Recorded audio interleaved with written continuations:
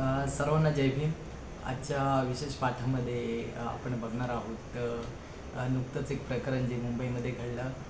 मुंबईच्या कस्तुरबा रुग्णालयामध्ये आपण जर बघितलं तर एक व्यक्ती रिटायर झाली होती आणि तिने आपण रिटायर झाल्यानंतर तिनं तिच्या जो रुग्णालयाचे कर्मचारी वर्ग होता किंवा त्यांचे जे सहकारी वर्ग होता त्या वर्गामध्ये त्यांनी प्रबोधनकार ठाकरे ज्यांना आपण समाज प्रबोधनाचं मुख्य व्यक्तिमत्व असं बघतो किंवा महाराष्ट्रामध्ये ज्यांनी प्रबोधनाची फार मोठी चळवळ किंवा फार मोठी शक्ती संपूर्ण या महाराष्ट्रामध्ये पसरवली आणि त्यांच्या शब्दांमधून त्यांच्या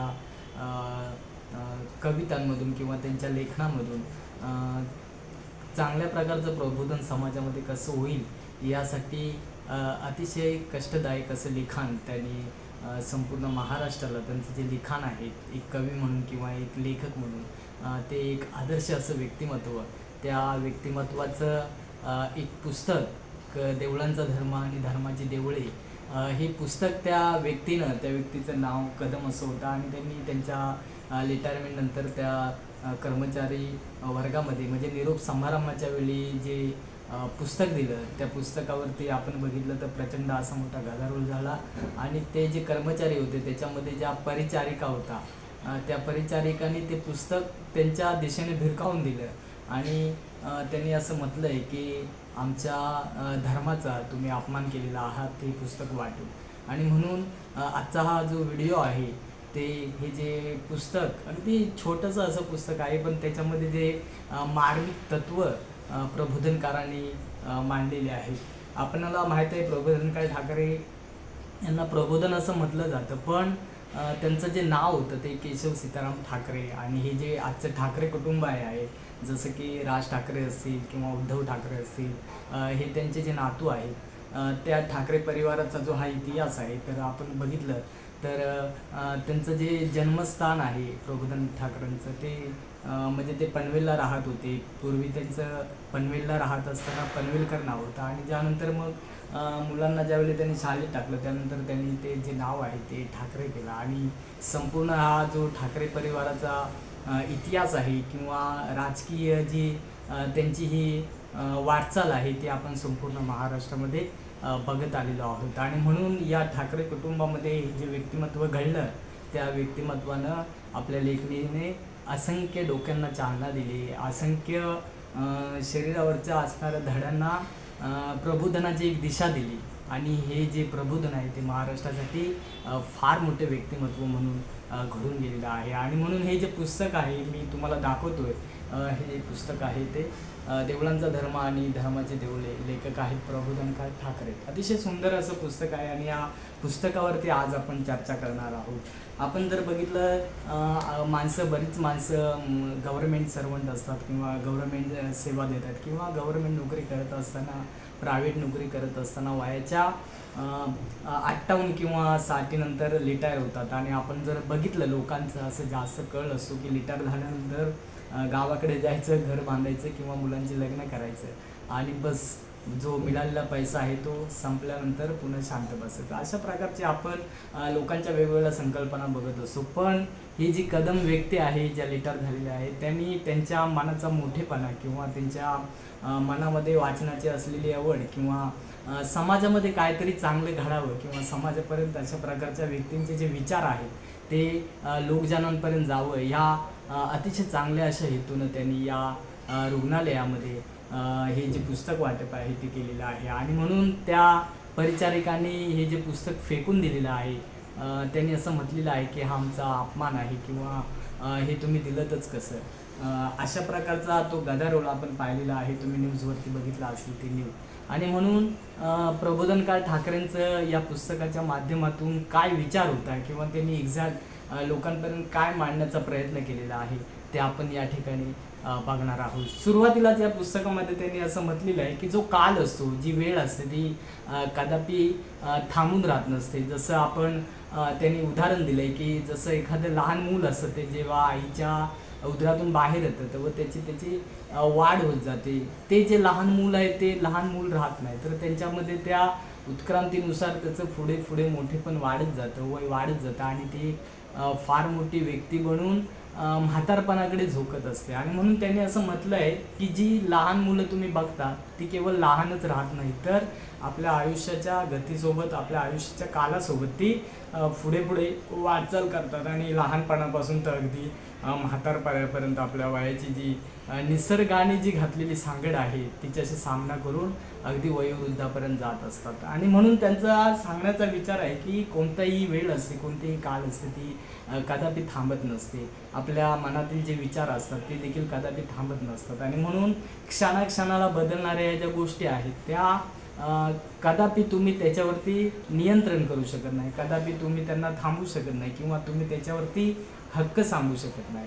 असं सुंदर असं उदाहरण त्यांनी या पुस्तकामध्ये दिलेले आहेत. आणि त्यांना सांगायचं आहे की बुद्धपूर्वीचा जो काळ होता किंवा बुद्धांच्या काळातला जो तशा प्रकारचं जे वातावरण होतं किंवा तो जो विचार होता तो नाशवंत झाल्यानंतर किंवा तो खतम केल्यानंतर किंवा तो उद्ध्वस्त केल्यानंतर कशा प्रकारे देवळांची निर्मिती झाली आणि त्या देवळाचा अर्थ आणि देवळाच्या निर्मितीनंतर त्याचा केलेला विपर्यास किंवा त्याच्यावरती एका विशिष्ट समाजाने गाजवलेला हक्क किंवा त्या देवळांच्या माध्यमातून एखाद्या विशिष्ट समूहानं कशा प्रकारे जे बहुजन आहेत, जे जास्तीत जास्त लोक आहेत, त्यांना अंधश्रद्धेमध्ये, कर्मकांडामध्ये किंवा या देवळांच्या माध्यमातून त्यांच्यामध्ये देवाची असेल किंवा नरकाची असेल जी भीती आहे ती कशा प्रकारे घालवली गेलेली आहे याची उत्तम अशी उदाहरणं या पुस्तकांमधून प्रबोधनकारांनी अतिशय प्रबोधन करून या पुस्तकामध्ये मांडलेलं आहे. आणि म्हणून हे जे पुस्तक आहे त्याला त्या परिचारिकेने असं म्हटलंय की 100 वर्ष उलटून गेली, तुम्ही आताच का दिलं किंवा आताच तुम्हाला दाखवायची गरज का.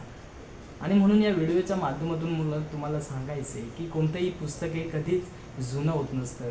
जसं तुम्ही जे पुस्तक आहे एका कवीने फार छान लिहिलं आहे की तुम्हाला तुमच्या आयुष्यामध्ये तुम्ही गेल्यानंतर देखील तुम्हाला जिवंत राहायचं असेल किंवा तुम्हाला लोकांमध्ये टिकून राहायचं असेल किंवा लोकांनी तुमचं नाव काढावं असं वाटत असेल तर आयुष्यामध्ये एखादं पुस्तक तुम्ही लिहून गेलं पाहिजे किंवा तुमच्या जीवनामधले जे अनुभव आहेत ते तुम्ही पुस्तकरूपी मागे ठेवून गेले पाहिजेत. आणि जरी तुमचं हे शरीर निघून गेलं तरी पण ते जे पुस्तक आहेत ते येणाऱ्या पिढ्यांना एक आदर्श असा तुमचा जो विचार आहे तो लोकांपर्यंत पोचवायचं काम करत असतं. आणि म्हणून आपण समाजामध्ये वावरत असताना, शिकत असताना, सामाजिक भान राखत असताना आपण जर बघितलं बऱ्याच प्रकारची लोकं आहेत ती काही लोक नकारात्मक लिहितात, काही लोक पॉझिटिव्ह लिहितात, काही लोक आहेत ती सकारात्मक जीवनाकडे बघतात. आणि तसा प्रकारचा जो विचार आहे तो पुस्तकांच्या माध्यमातून लोकांपर्यंत पोहोचायचं काम करत असतात. आणि म्हणून अतिशय महत्त्वाचं असं हे जे पुस्तक आहे ते लोकांना अंधश्रद्धेतून बाहेर पाडण्यासाठी, लोकांना देवळाचा एक्झॅक्ट अर्थ समजून घेण्यासाठी किंवा देवळांच्या नावावरती कशी लघुणक केली जाते याची उत्तम अशी उदाहरणं प्रबोधनकारांनी या पुस्तकामध्ये मांडलेले आहे. आणि म्हणून ज्याला माणूस बनायचं आहे, ज्याला माणसाशी माणसासारखं वागायचं आहे, ज्याला आपण माणूस असून कोणी दुसरा आपली पिलवणूक करतोय काय याचं भान राखायचं असेल तर हे पुस्तक जे आहे ते आपल्या मेंदूला चालना द्यायचं काम करणार आहे. आणि म्हणून प्रथम मी त्या कदमांचं किंवा त्या कदम भाऊंचं किंवा त्या कदम व्यक्तींचं मनापासून धन्यवाद देतो की त्यांनी त्यांच्या रिटायरमेंटनंतर आपल्या आयुष्यामध्ये हे पुस्तक वाटपाचं घेतलेलं जे काम आहे ते अतिशय स्तुत्य आहे किंवा अतिशय वंदनीय आहे. आणि म्हणून त्यांच्या कामाला, त्यांच्या आयुष्यातील रिटायरमेंटला हा एक क्रांतिकारी सलाम आहे, कारण त्यांनी हे प्रबोधनकारांचे जे विचार आहेत ते अशा प्रकारे लोकांपर्यंत पोचवायचं काम केलेलं आहे. आणि म्हणून या पुस्तकामध्ये काही ठराविक मुद्दे आपण बघणार आहोत. पुस्तक अतिशय छोटंसं आहे पण त्यांनी मांडलेले जे मर्म आहे त्या काळी देखील ते या ठाकरे कुटुंबानं त्यांच्या या संपूर्ण परिवारामध्ये हे जे प्रबोधनकार म्हणून घडून गेलेले आहे, त्यांनी समाजाला कशी दिशा दिलेली आहे याचे उत्तम उदाहरण या परिवाराकडून आपल्याला बघायला मिळतं. आणि म्हणून त्यांनी या पुस्तकामध्ये असं म्हटलं आहे की एखादं देऊळ असतं किंवा एखाद्या देवळाची निर्मिती असते त्याचा एक ठराविक असा अर्थ असतो. त्यांनी असं म्हटलं आहे की देवाच्या भोवती असलेलं आलय किंवा एखाद्या व्यक्तीला त्याच्या कर्मानुसार आपण देव समजतो आणि तिच्या जे झालेले कर्म आहेत ते जर पॉझिटिव्ह असतील, चांगले असतील, येणाऱ्या काळामध्ये समाजाला चांगली दिशा दाखवणारे असेल तर अशा व्यक्तींना आपण देव असं म्हणतो. आणि म्हणून पाली भाषेमध्ये देखील देव म्हटलेलं आहे पण त्याचा अशा प्रकारे अर्थ आहे. याचाच अर्थ असा आहे की जी व्यक्ती वंदनीय आहे किंवा जिनं आपल्या आयुष्यामध्ये सतत लोकांचा चांगला विचार केलेला आहे किंवा तिने आपल्या आयुष्यामध्ये आपल्या संपत्तीचा, आपल्या प्रॉपर्टीचा, आपल्या शब्दांचा किंवा ज्ञानांचा येणाऱ्या पिढीसाठी किंवा येणाऱ्या पिढीला चांगल्या प्रकारची दिशा दाखवण्यासाठी केलेला जो प्रयत्न आहे तो वंदनीय असतो. आणि म्हणून अशा व्यक्तींना पाली भाषेमध्ये देखील देव असं म्हटलेलं आहे. आणि म्हणून देवाची ही जी संकल्पना आहे की चांगल्या व्यक्तींच्या माध्यमातून त्यांची सतत आठवण राहावी. म्हणून आपण काय लोकांचे कधी कधी पुतळे उभारतो, कारण काय लोकांचे जे विचार असतात ते पुस्तकांच्या माध्यमातून इतरांपर्यंत पोचवायचं काम करत असतो. अशा व्यक्तींना देव म्हटलेला आहे किंवा अशा व्यक्तींच्या एखाद्या स्मारकाला, एखाद्या वास्तूला आपण देऊळ असं म्हणतो. आणि म्हणून हा जो पॉझिटिव्ह विचार आहे, त्या व्यक्तीने केलेले जे काम आहे ते चिरंतर येणाऱ्या पिढीपर्यंत समजावं या हेतूनं अशा प्रकारच्या वास्तू आपण उभ्या करतो, त्यांना आपण देऊळ असं म्हणतो. आणि या पुस्तकामध्ये देखील त्यांनी असंच मांडलेलं आहे की देवालय म्हणजे देवाचे आलय किंवा सर्वव्यापी देवा चार भिंतीत राहण्यास त्यांनी असं नंतर पुढे म्हटलं आहे की देवालय जे आहे ते चांगल्या व्यक्तीनं निर्माण केलेल्या कामाची एक वास्तू आहे. पण त्यांनी असं म्हटलेलं आहे की त्यांनी मानलेल्या या पुस्तकामध्ये जे देवाची संकल्पना आहे ती कशी ब्राह्मणवादी विचाराकडे गेलेली आहे याचं विश्लेषण या पुस्तकामध्ये केलेलं आहे. आणि म्हणून मगाशीच मी म्हटलं की काल जो आहे तो प्रगतशील आहे, तो कोणासाठी थांबत नाही. जसं एखादं लहान मूल असतं किंवा एखादं झाडाचं छोटंसं रोपटं असतं, ते देखील मोठं होत त्याची जी मुलं आहेत ती जेव्हा सुकून जातात किंवा अतिशय मोठं होते किंवा त्या फांद्या आहेत त्या भरगच्च वाढतात, त्यानंतर ते झाड देखील कधी ना कधी उमलून पडतं. आणि म्हणून त्यांनी सांगितलं की काल अतिशय शक्तिशाली आहे, हा निसर्ग जो आहे तो अतिशय शक्तिशाली आहे. आणि म्हणून त्यांनी या पुस्तकामध्ये असं मांडलेलं आहे की भटेतरांच्या, अतिशय महत्त्वाचा शब्द आहे भटेतर. आपण बघितलं तर ब्राह्मणी व्यवस्थेमध्ये भटांचं जे महत्त्व आहे ते कसं वाढलेलं आहे आणि त्याला वाढवण्यासाठी करणारे जे लोक आहेत त्यांना चालना देण्यासाठी त्यांचं जे अनुकरण करतात किंवा त्या अनुकरणामुळे त्यांना तशा प्रकारची कृत्या अजून करण्यासाठी भाग पाडणारे जे लोक आहेत त्यांना त्यांनी भटेतर हा शब्द वापरलेला आहे. आणि म्हणून त्यांनी असं म्हटलं आहे की संपूर्ण आपण भारताचा विचार केला किंवा अशा प्रकारच्या लोकांचा विचार केला तर त्यांच्या गुलामगिरीमध्ये भटेतरांची जी गुलामगिरी आहे त्या गुलामीमध्ये देवळांचा नंबर सर्वात महत्त्वाचा किंवा पहिला लागतो. अतिशय महत्त्वाचं वाक्य त्यांनी या पुस्तकामध्ये लिहिलेलं आहे. आपण बघितलं आज जर भारताची आपण परिस्थिती बघितली तर संपूर्ण देशामध्ये, संपूर्ण विश्वामध्ये, विश्वापेक्षा आपण भारतातच विचार करू की प्रचंड मोठी संख्या ही देवळांची आहे. प्रत्येक जर आपण बघितलं तर प्रत्येक वाडीमध्ये, गावामध्ये किंवा गावाच्या वेशीवरती किंवा जसं तुम्ही वेशी ओलांडून जाल तसं प्रत्येक ठिकाणी ही देवळं तुम्हाला दिसून येतात. आणि या देवळांमध्ये येणारा जो पैसा आहे, या देवळांमध्ये जमणारा जो पैसा आहे किंवा त्याच्या माध्यमातून वेगवेगळे जे सण आहेत त्या सणांच्या माध्यमातून निर्माण होणारा किंवा एकत्र येणारा हा भटेतर लोकांचा जो पैसा आहे तो एका विशिष्ट हेतूने वापरला जातो आणि त्याच्यामुळं ती लोक जे आहेत ते गरीबच राहतात असं या पुस्तकामध्ये त्यांनी मांडण्याचा प्रयत्न केलेला आहे. आणि म्हणून त्यांनी असं म्हटलं आहे की या गुलामगिरीमध्ये जी लोक अशा प्रकारे गुलाम राहतात त्यांच्या या गुलामीमध्ये ते या नादाला लागतात किंवा याच्यावरती जास्त पैसा खर्च करतात किंवा डोक्याचा वापरच करत नाही.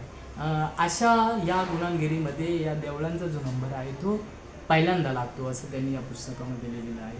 त्यानंतर त्यांनी एक उदाहरण, छान अतिशय सुंदर असं उदाहरण दिलं आहे की समजा एखादा व्यक्ती बंदरामधून उतरला तर त्याला राहण्यासाठी म्हणजे असं म्हटलेलं आहे की एखादा ताजमहाल असतो त्याची गरज पडते किंवा एखादा राहण्यासाठी एखादा सुसज्ज असा महल असेल त्याची गरज पडते. तसंच त्यांनी म्हटलेलं आहे की जो देवाधर्माच्या अशा प्रकारच्या भीतीमध्ये अडकतो, अशा प्रकारच्या भटेतरांच्या नादामध्ये अडकतो, अशा व्यक्तींना देखील राहण्यासाठी जाण्यासाठी देवालयच उपयोगी पडते किंवा अशा प्रकारच्या वास्तू आहेत त्याच उपयोगी पडतात.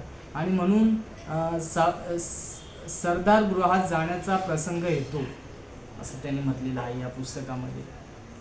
म्हणजे त्यांना कोणत्याही प्रकारचा मार्ग सापडत नाही, त्यांना फक्त असं देवळांचाच मार्ग सापडतो असं या पुस्तकामध्ये त्यांनी हे उदाहरण दिलेलं आहे.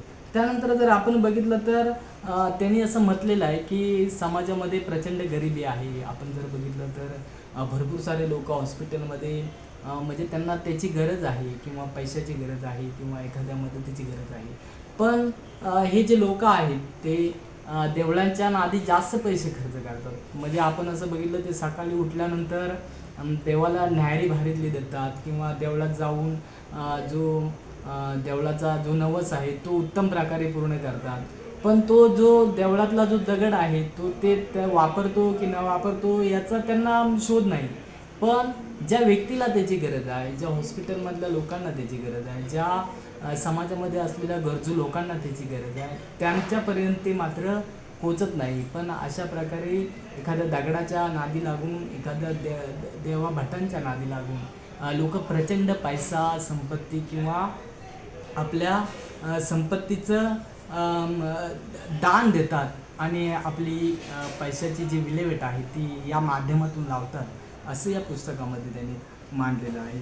आणि म्हणून आपण बघितलं तर त्यांनी असं म्हटलेलं आहे की एखादा देव शक्तिशाली असेल, एखादा देव कोणाचं दुःख हरता करणारा असेल किंवा दुःखापासून त्याची मुक्तता करणारा असेल, तर समाजामध्ये ही जी चाललेली असहिष्णुता आहे किंवा त्याला आपण म्हणतो समाजामध्ये ही जी मोठी दरी आहे श्रीमंत आणि गरीब, ही का निर्माण व्हावी? जर देव आपला किंवा देवळात असणारा तो देव जो आपण मानतो तो जर एवढा शक्तिशाली असेल तर समाजामध्ये गरीब, उच्च नीच किंवा जातींच्या माध्यमातून किंवा प्रचंड म्हणजे एका व्यक्तीला मदतीची गरज आहे आणि एका साईडला एखादी व्यक्ती एवढी श्रीमंत आहे की त्यांना पैशाची बिलकुल कमीच कधी जाणवत नाही किंवा त्याचा ते गैरप्रकारे उपयोग करतात. तर अशा प्रकारची जी दरी आहे ती त्या देवाला दिसत का नाही, असं त्यांनी या पुस्तकामध्ये विचारलेलं आहे, व्यवस्थेला विचारलेलं आहे की अशा प्रकारे ही जी दरी आहे लोकांमध्ये किंवा अशा प्रकारे जी हे डिफरन्स आहेत किंवा अशा प्रकारे प्रचंड मोठा व्यावहारिकपणातला जो डिफरन्स आहे तो कसा का किंवा याला कारण का, असा प्रश्न त्यांनी या पुस्तकामध्ये आपला मांडलेला आहे.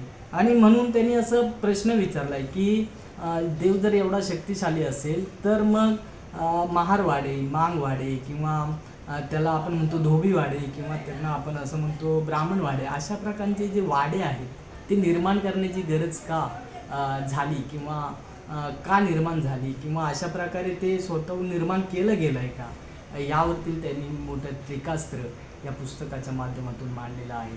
आणि म्हणून आपण बघितलं तर भरपूर सारे लोक जे आहेत ते या पुस्तकाचा वाचून आपल्या मेंदूला चालना देऊन किंवा प्रबोधनातला जो याचा भाग आहे तो समजून कशा प्रकारे आपण आपल्या संपत्तीचं वाटोळं करतं किंवा विशिष्ट मार्गामध्ये आपण आपली संपत्ती आहे ती वाया घालवतो किंवा ज्याची गरजच नाही आहे, ज्या गोष्टींची गरज नाही अशा गोष्टींमध्ये लोक कशी अडकली जातात किंवा त्या लोकांचा कसा वापर करून घेतला जातो किंवा ज्या गोष्टीच इम्पॉर्टंट नाही त्यामध्ये लोक कशी अडकली जातात, अशा प्रकारच्या भ्रामक संकल्पनेमध्ये लोक कशी खेचली जातात, याची जे क्वेश्चन आहेत त्या पुस्तकातून प्रबोधनकारांनी व्यवस्थेला विचारलेले आहेत. आणि म्हणून आपण बघितलं तर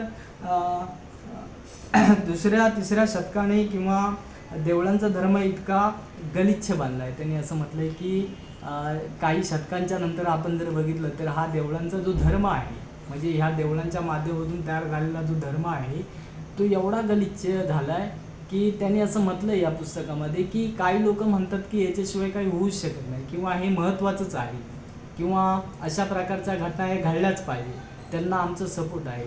त्यांनी त्या पुस्तकामध्ये म्हटलं आहे की त्यांना अशा प्रकारची परिस्थिती चांगली वाटते, त्यांनी जरूर त्याचा उपयोग करून घ्यावा. कारण त्याने असं उदाहरण दिलं आहे की शौचामध्ये केलेला जो साठवण आहे किंवा झालेला जो शौच आहे त्याचा जसा पाचू बघतो आपण किंवा तो पाचूला जसा आपण बघतो तसा त्यांना ज्यांना हे चांगलं वाटतं त्यांनी तो अवश्य स्वीकारावा, असं या पुस्तकामध्ये त्यांनी मांडलेलं आहे. आणि म्हणून मार्मिक असा संदेश या देवळांचा धर्म म्हणजे धर्म जो हा बनवला गेला आहे तो देवळांच्या माध्यमातून आणि धर्माची देवळे आणि याच धर्माची देवळे या पुस्तकामध्ये प्रबोधनकारांनी अतिशय मार्मिक असं प्रबोधन लोकांचं या पुस्तकामध्ये केलेलं आहे.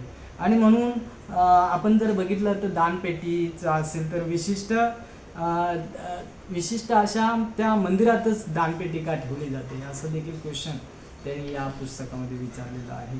आणि म्हणून आपण बघितलं तर जे प्रबोधनकार ठाकरे आहेत त्यांच्यावरती जर आपण बघितलं तर महात्मा फुले असतील किंवा छत्रपती शाहू महाराज असतील यांच्या विचारांचा जो आहे तो प्रचंड असा प्रभाव त्यांच्या या विचारांमधून आपल्याला जाणून येतो. आणि म्हणून त्यांच्या या विचारांनी समाजामध्ये काहीतरी चांगलं घडावं, समाजामध्ये लोक अशा प्रकारच्या व्यवस्थेपासून आपलं नुकसान होणार नाही किंवा अशा प्रकारच्या खोट्या भोळ्या भावड्या भ्रामक समजुतीमध्ये लोक अडकणार नाहीत किंवा स्वतःचं नुकसान करून घेणार नाहीत किंवा एखाद्याला आपलं नुकसान करायची संधी देणार नाहीत, याचं प्रचंड असं उत्तम असं विश्लेषण या पुस्तकामध्ये प्रबोधनकारांनी केलेलं आहे. आणि म्हणून खरा ब्राह्मण जर आपण कोणाला म्हणायचं असेल तर खरोखर तशा प्रकारची जीवन प्रणाली जी व्यक्ती आचरण करते, आपल्या आयुष्यामध्ये वाईट व्यसनांपासून वाईट कृतींपासून जी व्यक्ती अलिप्त राहते, अशा व्यक्तींना जी व्यक्ती समाजामध्ये वंदनीय आहेत आणि तिचे जे काम आहे ते खरोखरच पूजनीय आहे किंवा वंदनीय आहे, अशा व्यक्तीलाच त्यांनी खरा ब्राह्मण असं आपल्या पुस्तकामध्ये व्यक्त केलेला आहे. आणि म्हणून कोणताही व्यक्ती हा जन्माने श्रेष्ठ नसतो किंवा जन्माने मोठा नसतो किंवा जन्मानेच कोणी श्रेष्ठत्व पण जे आहे ते घेऊन येत नाही, तर प्रत्येक व्यक्ती आपल्या आयुष्यामध्ये कर्माने श्रेष्ठ बनते किंवा आपले जे कर्म आहेत ते माणसाला चांगल्या गतीकडे किंवा सुगतीकडे जर का घेऊन जाणारे असतील आणि येणाऱ्या पिढीला एक चांगला आदर्श निर्माण करून देणारे असतील तर अशा व्यक्तीला त्यांनी यामध्ये खरा ब्राह्मण असं म्हटलेलं आहे. एखादी व्यक्ती जर का शाकाहारी बांधण्यामध्ये म्हणजे जिला मांस खाण्यापासून अलिप्त आहे किंवा तिला एखाद्या जीव हिंसेमध्ये पाडण्याची इच्छा नाही, अशा व्यक्तीला त्यांनी ब्राह्मण म्हटलेलं आहे. आणि म्हणून अशा प्रकारची व्यक्ती ही स्वतः कर्म करून तशा प्रकारे स्वतः शिलांचं आचरण करून तयार होते, कोणी जन्माने होत नाही. आणि म्हणून त्यांनी म्हटलेलं आहे की अशा प्रकारे आपल्या मनावरती जी व्यक्ती कंट्रोल ठेवते अशा व्यक्तीला ते खरा ब्राह्मण असं म्हणतात. आणि म्हणून आपण समाजामध्ये बघतो काही लोक जन्माने स्वतःला श्रेष्ठ समजतात किंवा जन्माने दुसऱ्याला कनिष्ठ समजतात, त्यांना मात्र ते खरा ब्राह्मण समजत नाही. आणि म्हणून अशा प्रकारच्या जे व्यक्ती आहेत ते तुम्ही एखाद्या गोष्टींपासून अलिप्त राहता, म्हणून मी समजा शाकाहारी असेल तर मला तो अधिकार नाही आहे की एखादी व्यक्ती तसं करत असेल तर तिला कमी समजावं, नीच समजावं, तिच्या जातीमुळे तिला धिक्कार करावं. अशा व्यक्तींचा या पुस्तकामध्ये प्रबोधनकारांनी धिक्कार केलेला आहे किंवा अशा व्यक्तींना या पुस्तकाच्या माध्यमातून अशा विचारसरणीला त्यांनी नाकारलेला आहे. आणि म्हणून हे पुस्तक जे आहे ते प्रबोधनाचा महत्त्वाचा असा भाग समाजामध्ये पाडण्याचं काम करत असतं. आणि म्हणून पुढे त्यांनी असं म्हटलं आहे, जो आत्ताचा जो हिंदू धर्म आहे तो मुळातच हिंदू धर्म नाही, तर ते फार मोठं भटी गौड बंगाल असा शब्द त्यांनी या पुस्तकामध्ये वापरलेला आहे. आणि त्यांनी पुढे असं म्हटलं आहे की ही जी हिंदू संस्कृती आपण म्हणतो ती मुळात हिंदू संस्कृतीच नाही, तर ती बिनबुडाचे पिचके गाडगे आहे असं या पुस्तकामध्ये प्रबोधनकारांनी आपलं मत व्यक्त केलेलं आहे. आणि म्हणून विशिष्ट देवळांच्या नावावरती लोकांना त्रास देणं, देवळाच्या माध्यमातून आपणच कसे म्हणजे धर्माचे पाईक आहोत अशा प्रकारचे समजूत लोकांमध्ये पेरणं, अशा प्रकारचा विचार लोकांच्या मेंदूमध्ये पूर्ण ही खराब मानसिकता आहे किंवा ही मनुची मानसिकता आहे असं या पुस्तकामध्ये प्रबोधनकारांनी आपलं मत व्यक्त केलेलं आहे. आणि म्हणून त्यांनी अतिशय महत्त्वाचं सांगितलेलं आहे की आजच्या गुलामीची जी 3 बंधने आहेत किंवा आजच्या गुलामीची जे 3 फास जे आहेत ते या पुस्तकामध्ये त्यांनी असं म्हटलं आहे की देऊळ हा सर्वात महत्त्वाचा, पुराण ही सर्वात महत्त्वाची आणि दुसरी त्यांनी म्हटलं आहे की देवळे ही सर्वात महत्त्वाची. म्हणून मनुस्मृती, देवळे आणि पुराणे अशा प्रकारचा 3 फास समाजामध्ये पेरून बहुजनांचं मोठं नुकसान या विचारसरणी केलेलं आहे असं मत या पुस्तकामध्ये प्रबोधनकारांनी मांडलेलं आहे. आणि म्हणून भटेतरांच्या देवाचे आलय म्हणजे ही जी देवळं आहेत ती भटेतरांच्या पोटभरणीचे मुख्य स्रोत आहेत असं या पुस्तकामध्ये प्रबोधनकारांनी मांडलेलं आहे. आणि म्हणून ते पुढे असं म्हणतात की अहिंसो परमो धर्म. जे आपल्या आयुष्यामध्ये आपण अहिंसा नावाची गोष्ट अनुभवली, अहिंसा नावाची गोष्टी स्वीकारली, तरच तो खऱ्या प्रकारचा धर्म आहे असं या पुस्तकामध्ये त्यांनी अतिशय मार्मिक शब्दात समाजाचं प्रबोधन करण्याचं काम केलेलं आहे. आणि म्हणून त्यांनी पुढे पुन्हा एकदा अशा प्रकारे या पुस्तकामध्ये क्वेश्चन विचारला आहे की तुम्ही जो देव मानता, तुम्ही जर एवढा शक्तिशाली देव मानता, तर त्या देवलांमध्ये देखील किंवा त्या देवांमध्ये देखील आपण कशा प्रकारे भेद केलेला आहे. सोमवारचा देव वेगळा, मंगळवारचा देव वेगळा किंवा बुधवारचा देव वेगळा आणि रविवारी तर देवच नाही, अशा प्रकारची मानसिकता समाजामध्ये पेरली गेलेली आहे. तर त्यांनी असा क्वेश्चन विचारला आहे की प्रत्येकाचा देव वेगवेगळा कसा. आणि महत्त्वाचा असा क्वेश्चन या ठिकाणी प्रबोधनकाराने आपल्याला या पुस्तकात सांगितलेलं आहे. आणि त्यांनी असं सांगितलेलं आहे की कोणत्या कोणत्या प्रकारचे जे देव आहेत, म्हणजे त्यांनी प्रत्यक्ष या ठिकाणी उदाहरण दिलेलं आहे. जसं की पनवेलजवळ जे कार्ला लेणी आहेत, त्या लेण्यांच्या ठिकाणी देखील असं म्हटलं जातं की बकरे आहेत, कोंबडे आहेत किंवा नारळ दिला जातो किंवा प्रचंड मोठा हिंसाचार त्या ठिकाणी घडून येतो आणि लोक या देवाच्या मार्गाने प्रचंड अशी हिंसक अशी कृती घडवून आणतात आणि त्या ठिकाणी तशा प्रकारे बोकड असेल, कोंबडे असेल किंवा इतर ज्या हिंसात्मक गोष्टी आहेत त्या घडवल्या जातात. आणि म्हणून प्रबोधनकारांनी या पुस्तकामध्ये त्यांना क्वेश्चन केला आहे की तुमचा जो देव आहे तो अशाच प्रकारे कोणाचा बळी घेण्यासाठी तुम्हाला प्रवृत्त करतो का. तर अशा प्रकारे देव जो आहे तो कोणाला मारायला प्रवृत्त करतो का. आणि म्हणून अशा हिंसक गोष्टीपासून आपण अलिप्त राहिलं पाहिजे. आपण जसं सुखी राहायचा प्रयत्न करतो तसं या पृथ्वी तलावरती जो सजीव आहे त्याला देखील सुखी राहण्यासाठी आपण मदत केली पाहिजे. त्याला अशा प्रकारच्या विचारापासून अलिप्त ठेवण्याचं काम आपण केलं पाहिजे आणि तोच खरा जो देव आहे तो आपण पुजतो असं या पुस्तकामध्ये प्रबोधनकारांनी सांगितलेलं आहे. आणि म्हणून हे जे पुस्तक आहे ते अतिशय महत्त्वाचं आहे. पुढे त्याने असं एक म्हटलं आहे की म्हणजे प्राचीन काळामध्ये जी मंदिरं आहेत, मग ते सोमेश्वर मंदिर असो किंवा अजून 1-2 ठिकाणी मंदिरांची त्यांनी नावं दिलेली आहेत, त्या मंदिराच्या खाली अशा प्रकारे प्रचंड मोठा पैसा दडवून ठेवलेला आहे. अशा प्रकारची मानसिकता पेरली गेली आणि जो मुस्लिम करता होता किंवा मुस्लिम जो राजा होता किंवा मुस्लिम त्यावेळचे जे राजे होते, जसं त्यामध्ये म्हटलं की मोहम्मद गझनी याने भारतावरती किंवा भारतातल्या मंदिरांवरती प्रचंड मोठे आक्रमण करून मोठ्या प्रमाणात देवलांचं नुकसान केलेलं आहे किंवा मोठ्या प्रमाणात अशा प्रकारे जीव हिंसा केलेली आहे. आणि म्हणून जो देव शक्तिशाली असेल, जो देव शक्तिशाली होता, त्या देवांना त्यांना का अडवता आलं नाही असा पुन्हा एकदा क्वेश्चन या पुस्तकामध्ये प्रबोधनकारांनी आपल्याला विचारलेलं आहे. आणि म्हणून हे जे पुस्तक आहे ते अतिशय महत्त्वाचं आहे.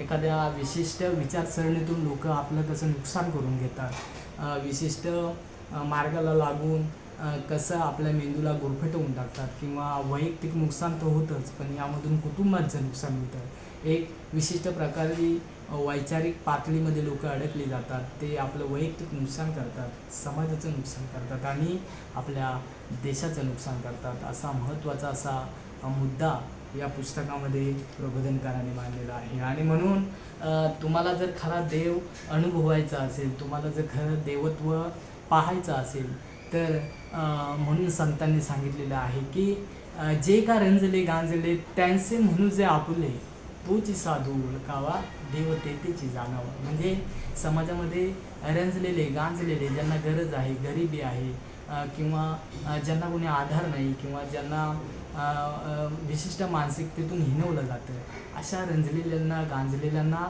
जो आपलं करतो, त्यांना मदत करतो, आपल्याकडे जे आहे ते देण्याची भावना देतो किंवा त्यांच्या विचारसरणीचा आदर करतो, सन्मान करतो, अशा आदरणीय व्यक्तींना त्यांनी किंवा अशा रंजले गांजलेल्या व्यक्तींना जो आपल्या आयुष्यामध्ये महत्त्व देतो, त्यांना जो आपलं म्हणतो, त्यांना त्यांनी या ठिकाणी देव असं म्हटलेलं आहे. आणि म्हणून ही संतांची जी परंपरा आहे ही ही जी परिवर्तनाची जी चळवळ आहे किंवा हा परिवर्तनाचा जो प्रबोधनकारांचा विचार आहे तो जनमानसापर्यंत पोचावा याच हेतून या कार्यक्रमाच्या उद्देशानं, या निरोप समारंभाच्या उद्देशानं कदम साहेब जे आहेत त्यांनी हे पुस्तक त्या ठिकाणी वाटलेलं आहे. आणि हा जो प्रबोधनकारांचा विचार आहे, हा जो ठाकरे घराण्याचा जो विचार आहे तो लोकांपर्यंत पोचवायचं काम या निरोप समारंभाच्या माध्यमातून त्यांनी या कस्तुरबा रुग्णालयामध्ये, अगदी आपण बघितलं तर मुंबई म्हणजे लोकांचं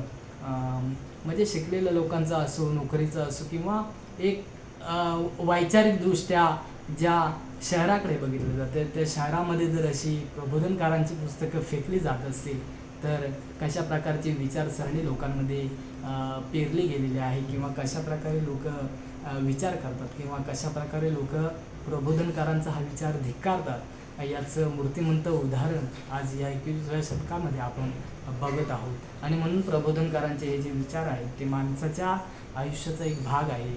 जो ते वाचेल, जो त्याच्यावरती विचार करेल तो आयुष्यामध्ये चांगल्या मार्गाकडे जाईल किंवा आपल्या आयुष्यामध्ये प्रकाश पाडण्याचं काम करेल. हेच या उद्देशानं किंवा या व्हिडिओच्या माध्यमातून मला सांगायचं होतं. तुम्ही सर्वांनी हे जे पुस्तक आहे ते अवश्य वाचा, आपल्या मेंदूला चालना द्या आणि आपल्या आयुष्यामध्ये आपण कसं गुरफटलं गेलेलं आहे की काय किंवा खरा देव सोडून आपण नको तो देव करतोय की काय याची प्रचंड वाचण्याची गरज हे पुस्तक आपणाला देऊन जातं. आणि म्हणून अवश्य हे पुस्तक वाचा. तुमचं वाचून झालं तर इतरांना द्या. आणि हा जो प्रबोधनकारांचा विचार आहे त्याने आपल्या आयुष्यामध्ये अतिशय वेगवेगळ्या मासिकांमधून, वेगवेगळ्या वर्तमानपत्रांमधून हा जो विचार आहे तो जनमानसात पोचवण्याचं महान असं काम केलेलं आहे. आणि म्हणून या पुस्तकाच्या रूपानं किंवा देशाच्या दुश्मन या पुस्तकाच्या रूपानं किंवा त्यांचे भरपूर सारे लेख आहेत ते आपल्या आयुष्याचा एक भाग बनवा. आणि हे जो प्रबोधनकार हे जर त्यांचं वाक्य आहे, प्रबोधनकार ही त्यांना मिळालेली जी सन्मानाची पदवी आहे या पदवीचं जनमानसापर्यंत पोचवण्याचं काम करा. आणि म्हणून प्रबोधनकार अर्थात केशव सीताराम ठाकरे यांच्या लेखणीला या व्हिडिओच्या माध्यमातून मी सलाम करतो आणि तुम्हा सर्वांची या ठिकाणी जय भीम करून रजा घेतो. सर्वांना जय भीम.